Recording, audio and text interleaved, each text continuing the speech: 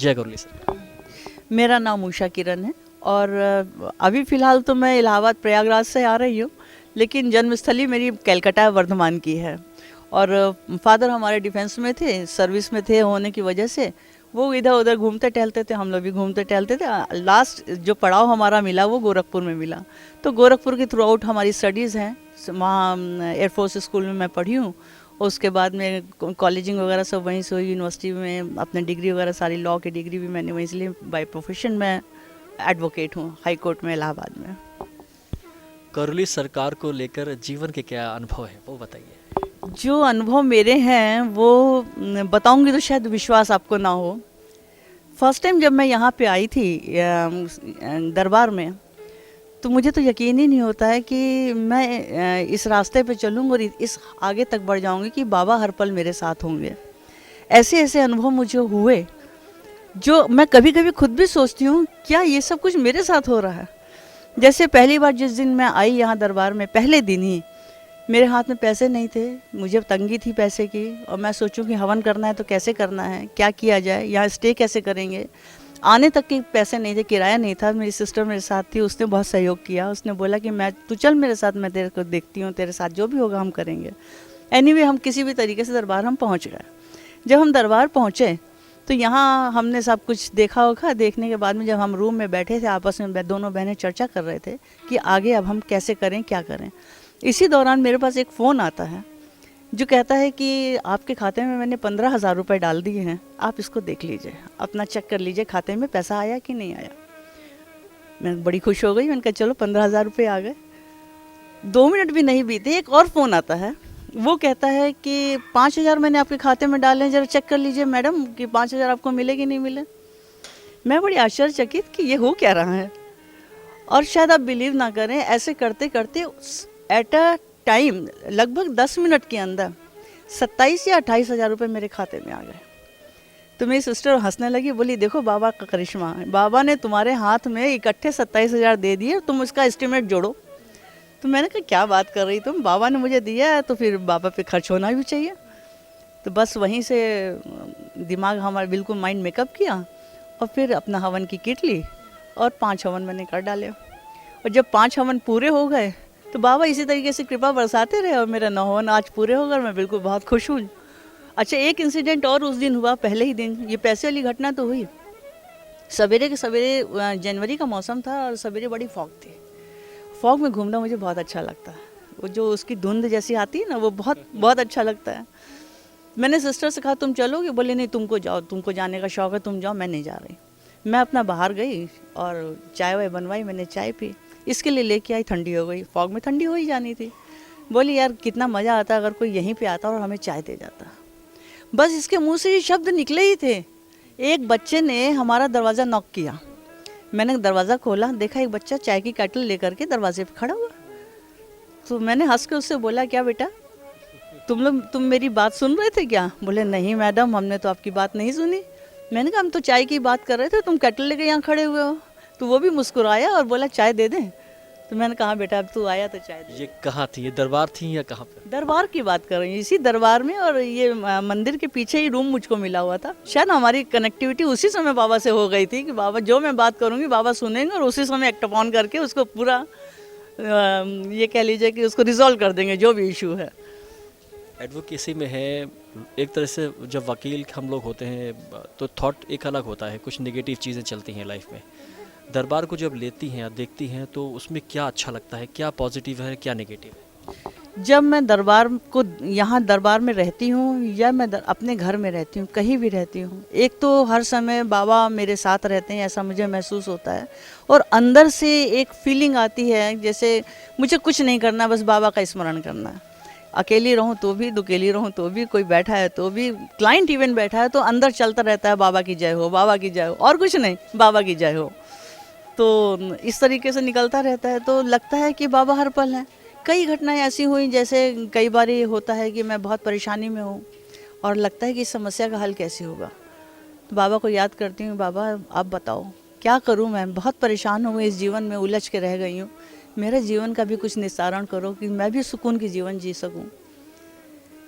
हल हो जाता है, समस्या हल हो जाती है। जैसे कहीं कुछ तो ऐसी किस्मत है कि कहीं झगड़ा कहीं और हो रहा है, मैं कहीं और हूँ और नाम मेरा आ जाएगा कि मैडम वहाँ पर थी। तो मैंने बाबा से एक दिन कहा, मैंने कहा बाबा ऐसे कैसे हो जाता है, मैं वहाँ रहती भी नहीं हूँ, मेरा नाम ऐसे कैसे हो जाता है कि मैं हर जगह इन्वॉल्वमेंट आ गया कि मैडम वहाँ पर थी, इन्होंने देखा है या इन्होंने ऐसा कह दिया या कर दिया। बाबा इसको आप ही समझो। और उसके बाद मैंने जैसे डिस्क्लोज़र खोला, यूट्यूब खोला मैंने, ये मैं बाबा से मेरी बातचीत चल रही है अंदर खाने मन में। उसके बाद मैं आके बैठती हूँ, यूट्यूब खोलती हूँ, तो वही वाला यूट्यूब में वही डिस्क्लोज़र गुरुजी के मुंह से मैं सुन रही हूँ कि जो निगेटिव एनर्जीज होती हैं वो आपको आपस में लड़वाती हैं, आपको डिफेम करती हैं। उसको फिर मैंने बड़े ध्यान से सुना।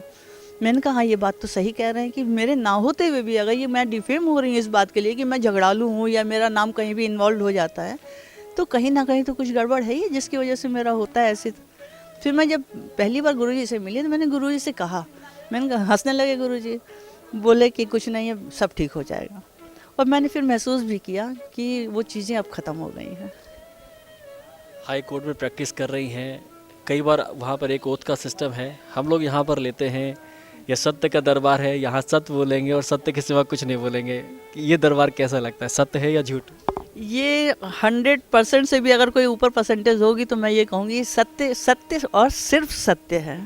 जीवन में आए हुए बदलावों के लिए गुरु जी को क्या कहना चाहती है? गुरु जी को बहुत बहुत बहुत तहे दिल से धन्यवाद देना चाहती हूँ। और मैं गुरु जी के लिए, मेरे पास कोई शब्द नहीं है मैं उनको कुछ कह सकूँ।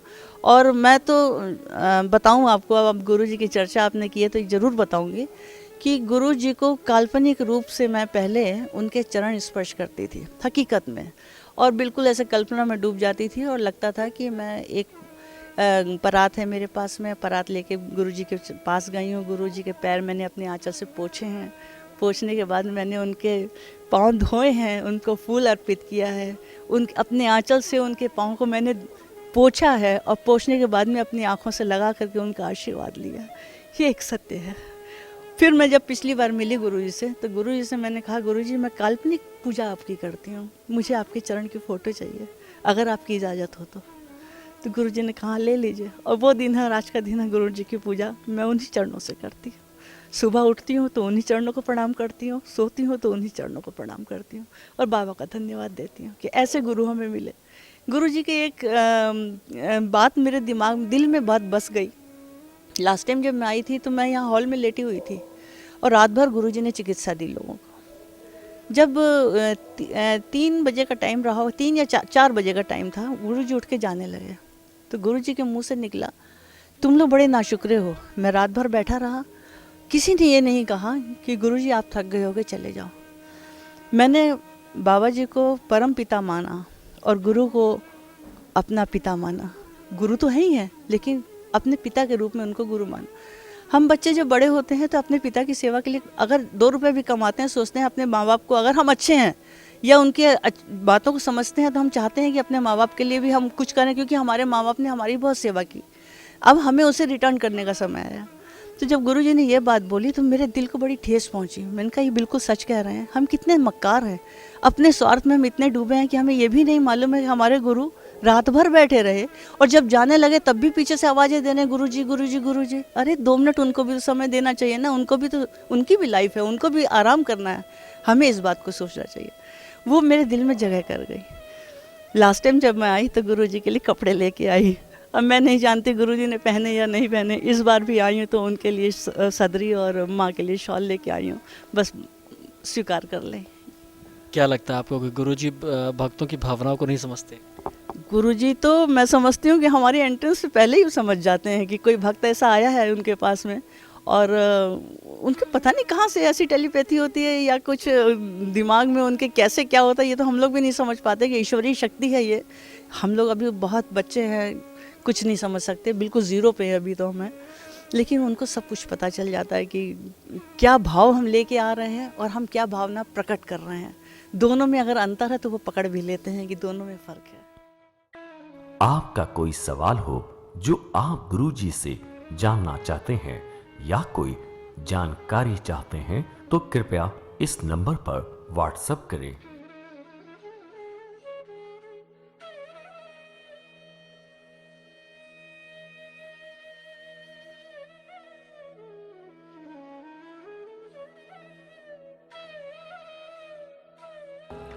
सभी बाधाओं का होगा अंत। नमन व हवन विधि से दूर होंगे सारे कष्ट।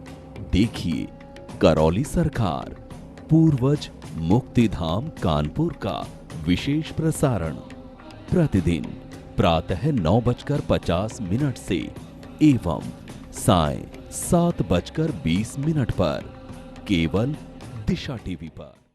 NWU 24 यूट्यूब चैनल को देखें और सब्सक्राइब करें, जिससे आप तक सभी वीडियो और जानकारी पहुंच सके। दिशा टीवी को अपने मोबाइल पर देखने के लिए गूगल प्ले स्टोर से दिशा टीवी ऐप को आज ही डाउनलोड